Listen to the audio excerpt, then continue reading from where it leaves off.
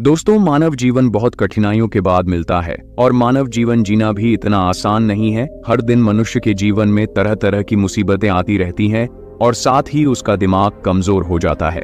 आज की इस कहानी के माध्यम से जानते हैं कि मनुष्यों में ऐसी कौन सी आदतें पाई जाती है जो उनके दिमाग को धीरे धीरे कमजोर करती हैं। मित्रों, दिमाग हमारे शरीर का महत्वपूर्ण अंग है। हमारे शरीर के अंदर होने वाली हर क्रियाएं मस्तिष्क से ही संचालित होती हैं। किसी घटना पर हम कोई भी सुझाव देते हैं तो वह केवल और केवल मस्तिष्क के ही कारण हो पाता है। अगर आप अपने किसी भी शरीर के हिस्से या हाथ को मोमबत्ती की तरफ लेकर जाते हैं तो वह आपके हिस्से को जला देती है, लेकिन इसका संदेश सबसे पहले मस्तिष्क तक पहुंचता है और तभी आप अपना हाथ जल्दी से हटा लेते हैं, क्योंकि आपके मस्तिष्क में यह बात आ जाती है कि अगर हाथ को मोमबत्ती के पास ज्यादा समय तक रखा तो हाथ जल जाएगा। यदि व्यक्ति का मस्तिष्क ठीक से काम ना करे तो वह इस दुनिया में जीवन जीने के लायक भी नहीं रह सकेगा। सभी जीवित प्राणियों में मस्तिष्क जन्म से होता है और इसका विकास उम्र के साथ होता रहता है, लेकिन कई बार हमसे जीवन में कुछ ऐसी गलतियां या आदतें बन जाती हैं जो हमारे मस्तिष्क को कमजोर करती हैं, और इन आदतों के लिए कोई और नहीं बल्कि हम स्वयं जिम्मेदार होते हैं। दोस्तों, महात्मा बुद्ध की शिक्षा हर किसी के जीवन को नई दिशा दे सकती है।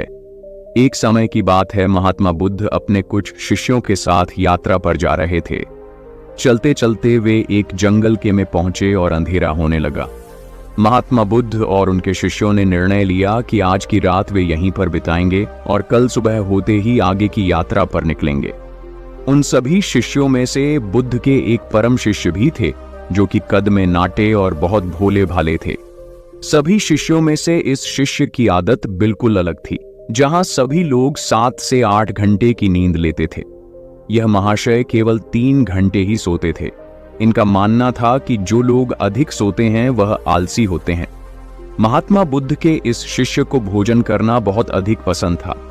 जब वे भोजन करने बैठते थे तो अन्य सभी शिष्यों के हिस्से का भी भोजन कर लेते थे। इसी प्रकार उनकी कई ऐसी आदतें थीं जो अन्य शिष्यों को परेशानी में डाल देती थीं। उस रात जब महात्मा बुद्ध और उनके शिष्यों ने जंगल के किनारे पर डेरा डाला, तब दूर दूर तक पानी की कोई व्यवस्था नहीं दिख रही थी। इस बार पानी खोजकर लाने की जिम्मेदारी बुद्ध के उन भोले भाले शिष्य को दी गई। महाशय मटका लेकर पानी की खोज में निकल पड़ा। उसका शरीर पहले से थका हुआ था। काफी सोच विचार करते करते और चलते चलते आखिरकार उसे तालाब दिख गया। उसने तालाब से मटके में पानी भरा और पानी लेकर जैसे ही आगे बढ़ा, वहीं पर चक्कर खाकर गिर पड़ा। उधर महात्मा बुद्ध और उनके अन्य शिष्य उनकी प्रतीक्षा करते रहे।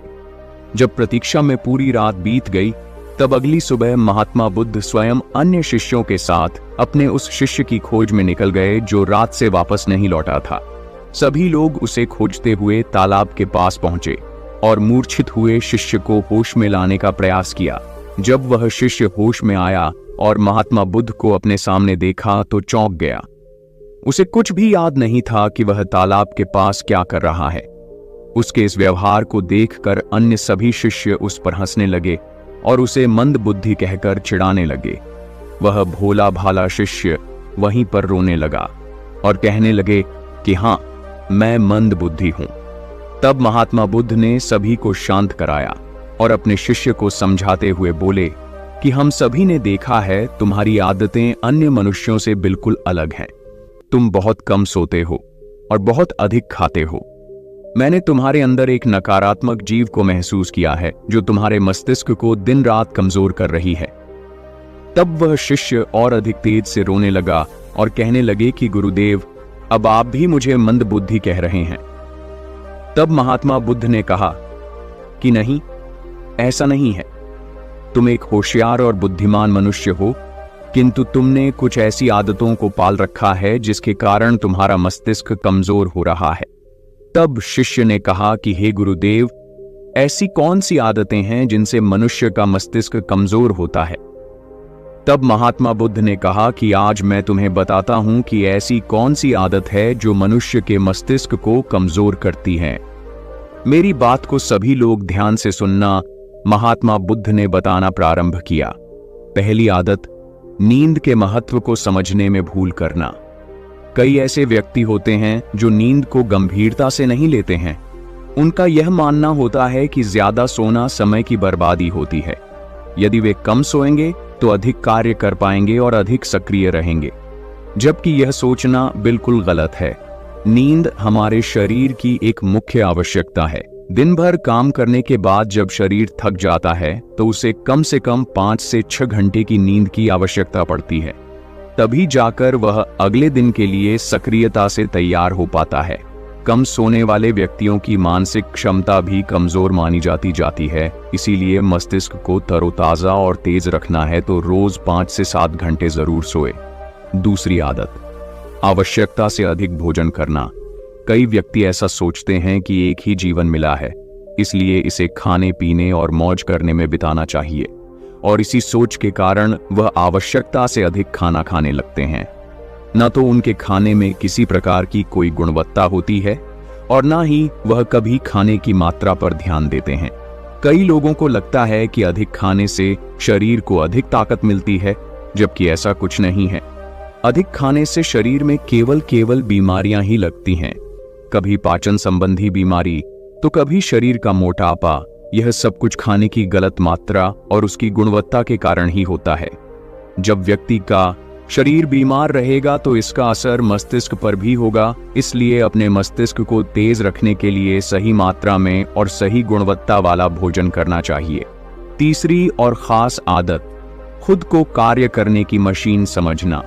इस संसार में कई ऐसे व्यक्ति हैं जो दिन रात काम के पीछे भागते रहते हैं और इस बीच ना तो वे अपने शरीर को आराम देते हैं और ना ही कभी अपने परिवार को समय देते हैं। ऐसी आदतों से उनके जीवन में तनाव बढ़ जाता है और एक दिन ऐसी थकान हो जाती है कि फिर वह पहले के जितना सक्रिय नहीं हो पाते हैं। इसलिए अगर आप भी खुद को कार्य करने की मशीन समझ रहे हैं तो आप अपने शरीर को खराब करने के साथ साथ अपने दिमाग को भी खराब कर रहे हैं। इस आदत को आज ही खत्म करें और एक सामान्य जीवन जिए। जितनी आवश्यकता है उतना ही कार्य करें। चौथी आदत, बुरी आदतों की भरमार रखना। कई व्यक्तियों में आलस्य इतना अधिक होता है कि वह किसी भी काम को ठीक से नहीं कर पाते हैं। उनके शारीरिक और मानसिक शक्तियों में अक्सर कमजोरी पाई जाती है और इस कमजोरी का मुख्य कारण होती है उनकी गलत आदतें, काम को टालना, आवश्यकता से अधिक सोचना, बेकार की बातों पर चिंता करना। ये सभी दिमाग को कमजोर कर देने वाले लक्षण होते हैं। इसलिए यदि सही जीवन जीना है और दिमाग को तेज रखना है तो सबसे पहले अपनी बुरी आदतों को खत्म करें। पांचवी आदत, खुद की बुराई और कमजोरी देखना। कई बार व्यक्ति के सामने ऐसी परिस्थितियां आ जाती हैं जिनमें वह खुद को असहाय और कमजोर अवस्था में पाते हैं, लेकिन इस अवस्था से निकलने के स्थान पर वह स्वयं को ही कमजोर मानने लग जाते हैं।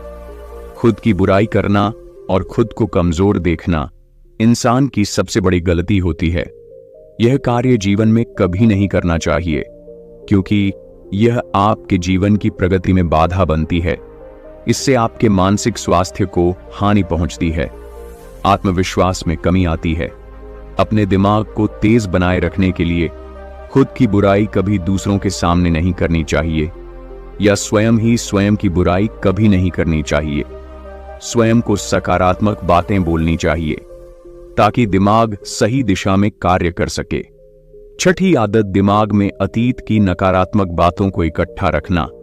कई बार व्यक्ति के जीवन में कुछ ऐसी अप्रिय घटनाएं हो जाती हैं जिन्हें वह चाहकर भी नहीं भुला पाते हैं, लेकिन एक सत्य यह भी है कि आप पीछे के समय में जाकर उस घटना को नहीं बदल सकते हैं।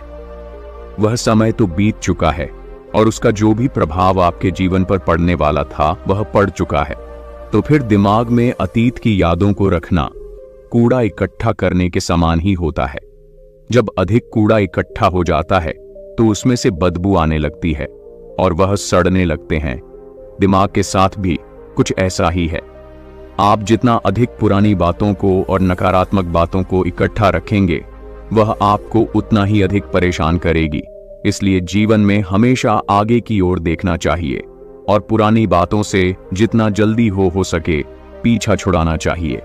सातवीं आदत, दूसरों से अधिक उम्मीदें रखना।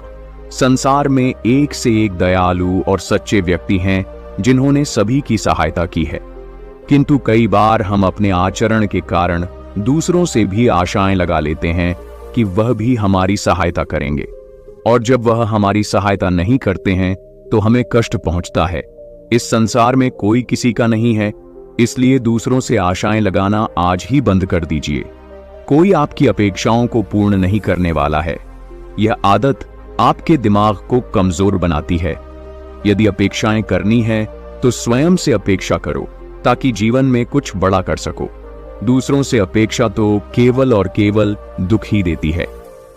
8वीं आदत, बुरे लोगों का साथ नहीं छोड़ पाना। हम सब अच्छी तरह से जानते हैं कि हमारे आसपास किस तरह के लोग रहते हैं और उनका हमारे जीवन पर क्या प्रभाव पड़ने वाला है। जब कभी आपको लगे कि किसी का साथ आपको नुकसान पहुंचा रहा है या आपके जीवन को प्रभावित कर रहा है, तो उसे वहीं पर समाप्त कर देना उचित होता है, क्योंकि बुरे लोग आपको कष्ट और नकारात्मकता के अलावा कुछ नहीं देने वाले हैं। ऐसे लोगों से दूरी बनाकर ही जीवन में सफलता पाई जा सकती है, किंतु कई बार ऐसा होता है कि वह हमारे करीबी होते हैं और हम चाहकर भी उनसे पीछा नहीं छुड़ा सकते। भले ही हम उन्हें अपने जीवन से निकाल नहीं सकते, लेकिन उनसे दूरी बनाकर अवश्य रह सकते हैं। बुरे लोग आपके दिमाग को प्रभावित करते हैं, इसलिए दिमाग को सही रखने के लिए ऐसे लोगों के संपर्क में बिल्कुल ना रहे। 9वीं आदत, स्वयं की गलतियों को अनदेखा करना।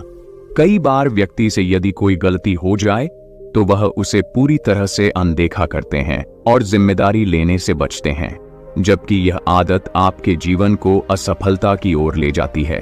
कभी भी यदि आपसे गलती हो जाए तो उसे पूरे मन से स्वीकार कर लेना चाहिए, साथ ही क्षमा मांग लेनी चाहिए। इस संसार में पश्चाताप से बड़ी कोई क्षमा नहीं होती है। यदि गलती करने के बाद आपको सच्चे दिल से पश्चाताप है तो उसका पाप आपको कभी नहीं लगता।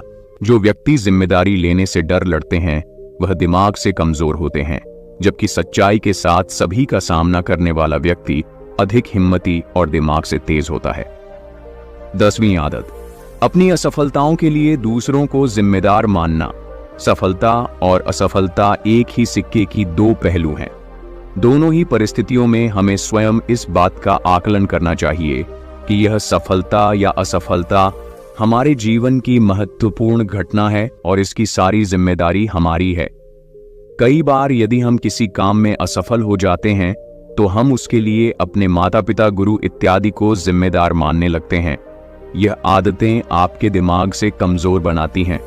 कभी भी अपनी असफलता के लिए दूसरों को जिम्मेदार नहीं बनाना चाहिए, बल्कि स्वयं की मेहनत पर विश्वास रखना चाहिए। इस प्रकार बुद्ध ने उस व्यक्ति को ऐसी आदतें बताईं जो उसके दिमाग को दिन रात कमजोर कर रही थीं।